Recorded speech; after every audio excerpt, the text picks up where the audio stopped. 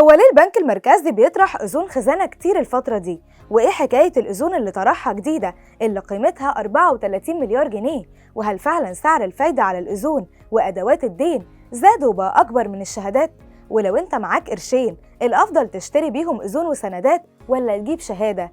تعمل إيه لو حسيت بالخطر على فلوسك وعايز تحافظ عليهم من خطر التضخم وفي نفس الوقت تضمن تاخد عليهم أرباح ثابتة؟ أنا ماريا مجدي، ولو عايز تعرف كل الإجابات دي خليك معانا في الفيديو ده علشان نقولك كل حاجة. لو معاك قرشين وخايف عليهم من خطر التضخم وعايز تشيلهم للزمن، تفتكر الأفضل تستثمر فلوسك في شهادات ولا ذهب ولا تحطهم في جمعية صغيرة؟ بص بقى يا سيدي، انت مش هتحتاج كل دول، وده لأن البنك المركزي أعلن عن مفاجأة لكل المصريين ورفع سعر الفايدة على أذون الخزانة المصرية أجال 3 سنين و9 شهور، وده لمستويات قياسية، وده علشان يعزز جاذبية أدوات الدين قصيرة الأجل ويجذب ليها المستثمرين.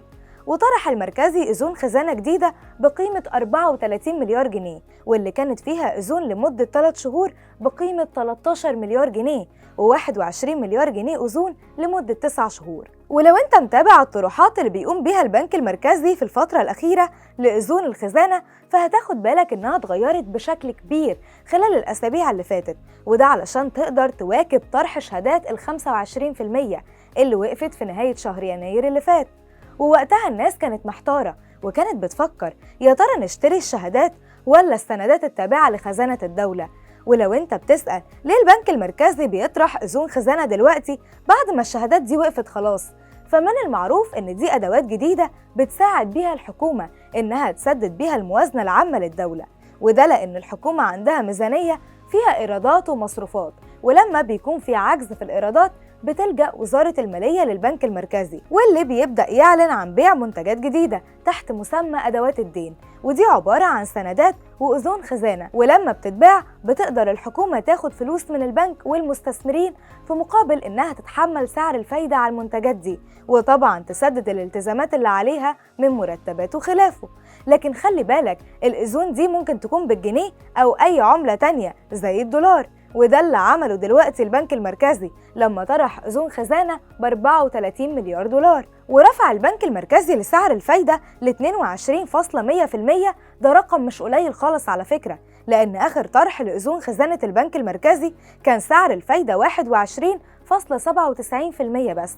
وحسب مصادر فالبنوك كانت طلبت من البنك المركزي يرفع سعر الفايدة على أذون الخزانة المصرية ل 24.5%، واللي مدتها بتكون سنة، لكن المركزي ما قبلش العرض ده وثبت الفايدة على 22.126%. طب إيه الفرق بين الأذون والشهادات؟ بص يا سيدي، الأذون وسندات الخزانة شبه شوية شهادات الادخار، لكن مدتها بتكون أطول، وبتستهدف الدولة من طرحها جذب المستثمرين الأجانب وتدعيم الاحتياطي النقدي الأجنبي، وبتقدر الدولة تاخد منها ضرائب تساعدها وتدخل خزينة الدولة. وطبعا كلنا عارفين إن مصر بتعاني من ارتفاعات في معدل التضخم الأساسي، واحنا شفنا إن ارتفع معدل التضخم واللي زاد ل 26.5%، واللي يعتبر أعلى معدل مصر وصلت له من 5 سنين. دلوقتي قول لنا رأيك، لو معاك فلوس تفضل تشتري أذون خزانة ولا شهادات؟